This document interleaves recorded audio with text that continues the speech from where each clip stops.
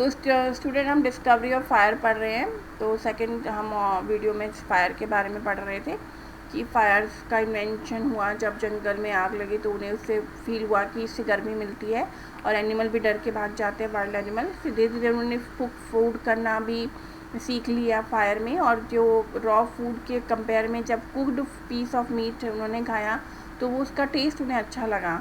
Henceforth our adventurous ancestors started their experimentation with cooking। और इस तरीके से हमारे जो एडवेंचरस एंसेस्टर्स थे, जो हमारे पूर्वज थे, जो नई खोज करते रहते थे, उन्होंने कुकिंग का एक्सपेरिमेंट भी कर लिया। ठीक है।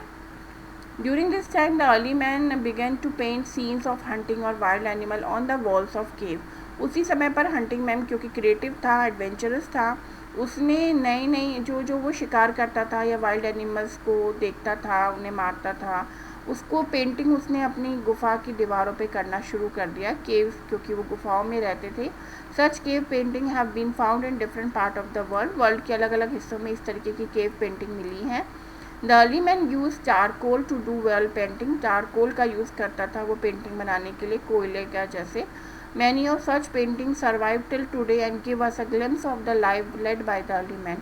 ऐसी बहुत सी पेंटिंग जो हैं जो अभी भी सर्वाइव कर रही हैं, जो अभी भी हैं, और हमें अर्ली मैन की जो लाइफ है उसकी एक झलक हमें देती हैं। In India, cave painting of the Paleolithic age have found in the caves of Bhimbetka in Madhya Pradesh. India में मध्य प्रदेश के भीमबेटका में ऐसी गुफाएं मिली हैं अर्ली मैन की, जहाँ पर ये पेंटिंग हुई है। There are many such pieces of painting in different part of the world. इस तरीके की पेंटिंग वर्ल्ड के अलग अलग हिस्सों में मिली हैं। It seem that the early man use to the art of painting to communicate their feeling and emotion as they had yet develop the art of writing और स्क्रिप्ट।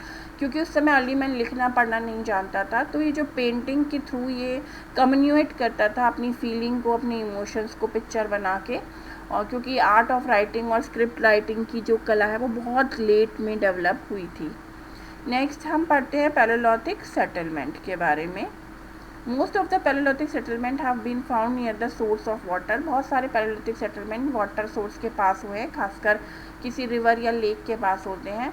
दो some site have also been found in the area where good quality stone were available. हालांकि बहुत सारे area ऐसे हैं जहाँ पे stone अच्छे मिलते हैं, वहाँ पे हमने देखा पैलेओलिथिक सेटलमेंट हुआ है। These sites where the early man made tools of stone were called the factory site। वो साइट जहाँ पर अर्ली मैन टूल से, स्टोन से अपने टूल्स बनाता था, उसे फैक्ट्री साइट कहा गया। The early man lived in a group as it give them security and protection. Early man भी ग्रुप में रहता था क्योंकि उसे लगता था कि ग्रुप में रहने से सिक्योरिटी और प्रोटेक्शन मिल रहा है।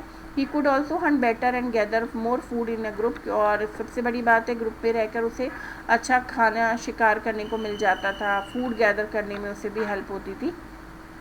There must have been a sense of equality within the group since there were no private property and the entire group was involved in hunting and food gathering। उस समय पर सबके बीच इक्वालिटी थी क्योंकि obviously कोई private property नहीं हुआ करती थी। पूरा ग्रुप जो है वो एक साथ हंटिंग और फूड गैदरिंग करता था। It is also likely that both man and women work together. ऐसा भी देखा गया है कि मैन और वुमेन दोनों काम करते थे। Maybe the man hunted while women gather fruit and roots. ऐसा हो सकता है कि जो मैन है वो शिकार करते हों और जो वुमेन्स हो वो फूड इकट्ठा करती हों, फ्रूट वगैरह, रूट्स वगैरह जो ये खाते थे। Both were active participant in the community life. चाहे मैन हो या वुमेन हो, दोनों ही एक्टिव पार्टिसिपेटेड थे अपनी लाइफ में।